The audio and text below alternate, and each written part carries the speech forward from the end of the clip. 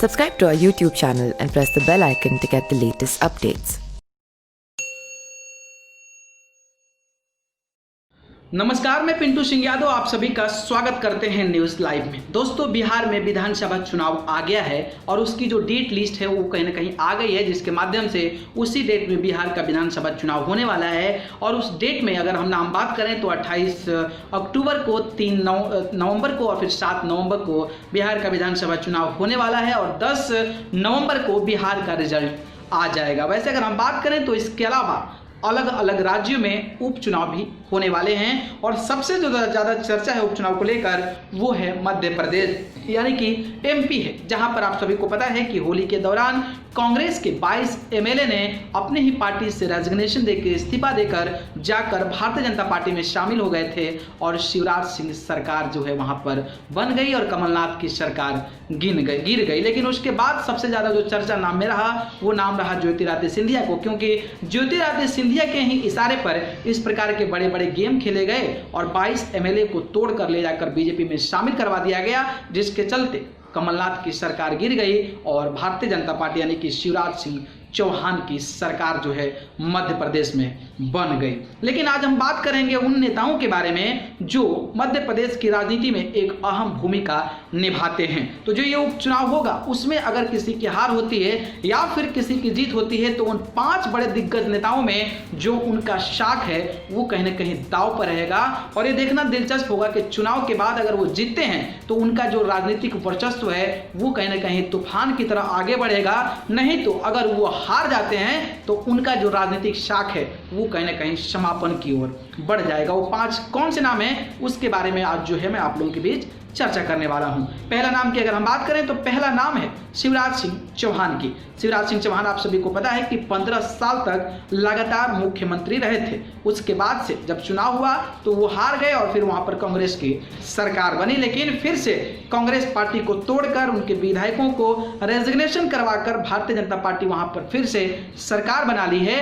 और उस मुख्यमंत्री जब बनना था तो सबसे पहले कई लोग कयास लगाए रहे थे कि शिवराज सिंह के चौहान के अलावा अलग नेता होंगे जो वहां के मुख्यमंत्री बनेंगे, लेकिन भारतीय जनता पार्टी ने फिर से शिवराज सिंह चौहान पर विश्वास जताया और वहां पर फिर से शिवराज सिंह चौहान जो है वो मुख्यमंत्री बने। लेकिन ये चुनाव जो है काफ़ी ज़्यादा अहम होने वाला है, क्योंकि ये ऐसा उपचुनाव है अगर थोड़ा सा भी इसमें गलती करती है कोई पार्टी तो हो सकता है कि बीजेपी की सरकार गिर भी जाए और कांग्रेस पार्टी जो है अपनी सरकार बना भी ले। तो ये चुनाव अगर भारतीय जनता पार्टी हार जाती है, अगर उपचुनाव किसी मुद्दों को लेकर या फिर कोई भी ऐसी कठिनाइयों को लेकर अगर विधानसभा चुनाव यानी कि जो उपचुनाव होने वाले हैं उसमें अगर भारतीय जनता पार्टी हार जाती है तो शिवराज सिंह चौहान का जो राजनीतिक भविष्य है वो खत्म हो जाएगा। खत्म इसलिए हो जाएगा क्योंकि वो बुजुर्ग भी हो चुके हैं और उनकी इतनी बड़ी जिम्मेदारी अगर भारतीय जनता पार्टी का जो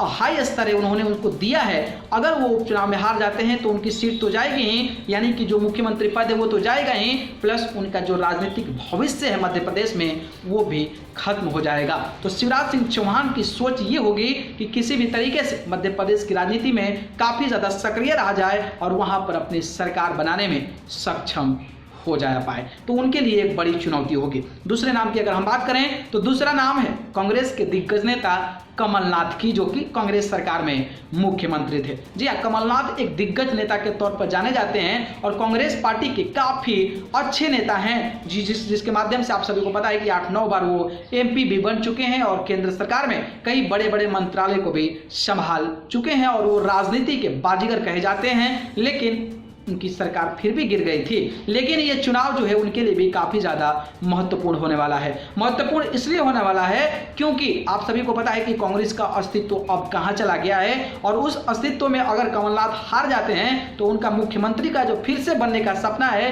वो तो चकनाचूर हो ही जाएगा, प्लस उनका जो राजनीतिक भविष्य है वो भी धीरे धीरे जो है अब मध्य प्रदेश के अलावा पूरे देश में भी उनका जो राजनीतिक भविष्य है वो खत्म हो जाएगा, यानी कि उनकी जो शाख है वो कहीं ना कहीं दांव पर है। तो कमलनाथ भी पूरे जी जान और जोर से लगेंगे कि इस चुनाव को किसी भी तरीके से जीत लिया जाए ताकि अपने राजनीतिक भविष्य को बचा लिया जाए और फिर से मध्य प्रदेश की राजनीति में एक नया चेहरा बनकर वहाँ का विकास किया जाए। अगले नाम की अगर हम बात करें तो अगला नाम सबसे ज़्यादा महत्वपूर्ण होने वाला है। जी हाँ, अगला नाम है ज्योतिरादित्य सिंधिया। ज्योतिरादित्य सिंधिया कांग्रेस पार्टी के दिग्गज नेता थे, सांसद रह चुके थे और केंद्र में मंत्री भी रह चुके थे, लेकिन इस अनबन के चलते, अपनी लड़ाई के चलते, अपनी आपसी जो कलह है पार्टी के अंदर, उसको लेकर कमलनाथ से 22 विधायकों को तोड़कर भारतीय जनता पार्टी में शामिल हो गए थे और भारतीय जनता पार्टी ने उनको एक बहुत बड़ा इनाम दिया और उनको राज्यसभा सांसद भेज दिया। लेकिन राज्यसभा सांसद तो भेज दिया, लेकिन जिस तरीके से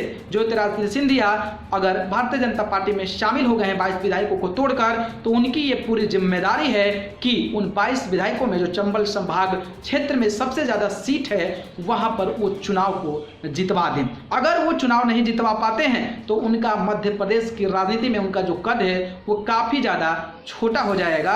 और जो आपके, अगर हम ज्योतिरादित्य सिंधिया की बात करें तो एक सपना सजोए हुए हैं कि केंद्र में जो है हमें मंत्री बनाया जाए। अगर वहां पर हार जाते हैं तो राज्यसभा सांसद भले ही बन गए हों, लेकिन उनका राजनीतिक कद घट जाएगा और फिर केंद्र में जो मंत्री बनने का सपना देख रहे हैं वो भी चकनाचूर हो जाएगा। तो ज्योतिरादित्य सिंधिया भी पूरी तरीके से चाहेंगे, पूरे जोश के साथ चाहेंगे कि मध्य प्रदेश की राजनीति में फिर से जो विधायक वहां पर चुनाव हो उनको जीतकर भारतीय जनता पार्टी में कम से कम उस सरकार को बचा पाने में सक्षम हो पाए। तो ये नाम भी काफी ज्यादा संघर्षपूर्ण रहने वाला है और यही चुनाव ज्योतिरादित्य सिंधिया की राजनीति को डिसाइड करेगा कि उनका राजनीतिक भविष्य क्या होगा। अगले नाम की अगर हम बात करें तो अगला नाम है बहुत ज़्यादा दिग्गी कांग्रेस के दिग्गज नेता दिग्विजय सिंह। अब आप सोच रहे होंगे कि दिग्विजय सिंह को क्या फर्क पड़ता है, सीएम तो बने नहीं और राज्यसभा सांसद बनकर चली गए, तो फिर उनको क्या दिक्कत है? उनको दिक्कत इसलिए है क्योंकि अगर मध्य प्रदेश की राजनीति में ऐसा ही चलता रहा तो हो सकता है कि आने वाले समय में फिर से वो राज्यसभा सांसद ना चुने जाए। लेकिन उनसे भी सबसे बड़ा जो चिंता उनको है अपने बेटे को सेट करने को लेकर, क्योंकि उनके बेटे जो थे वो कांग्रेस के सरकार में मंत्री थे। अगर कांग्रेस नहीं जीत पाती है तो उनका बेटा का भी भविष्य कहीं ना कहीं खतरे में आ जाएगा, क्योंकि उसके बाद से उनका कोई भी राजनीतिक ऐसा वर्चस्व नहीं रह पाएगा जिसके चलते उनको बेटे को एक अलग स्तर पर पहुंचा सके। क्योंकि हर बाप चाहता है, एक सफल बाप है तो चाहता है कि बेटा भी उस पद को मुकाम कर ले, हासिल कर ले अपने रहते हुए। तो अगर वो हार जाता है चुनाव, यानी कि कांग्रेस पार्टी चुनाव हार जाती है, तो उनके बेटे की जो शाख है वो कहीं ना कहीं खतरे में हो सकती है और उनका जो भविष्य है वो भी कहीं ना कहीं खतरनाक साबित हो सकता है। अगले नाम की हम बात करें तो अगला नाम है भारतीय जनता पार्टी के नेता बी.डी. शर्मा की। बी.डी. शर्मा जो आप सभी को पता है कि अगर हम बता दें आपको तो बी.डी. शर्मा जो है मध्य प्रदेश के भारतीय जनता पार्टी के अध्यक्ष हैं, यानी कि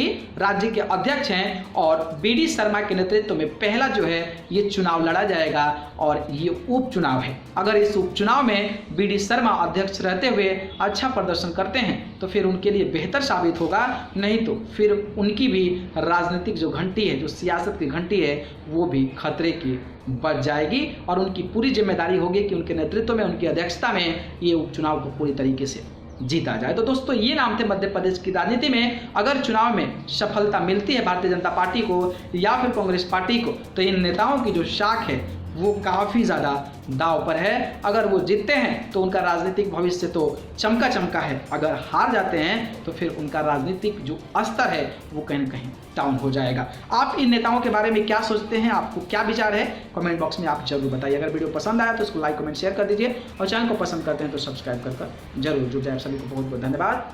नमस्कार।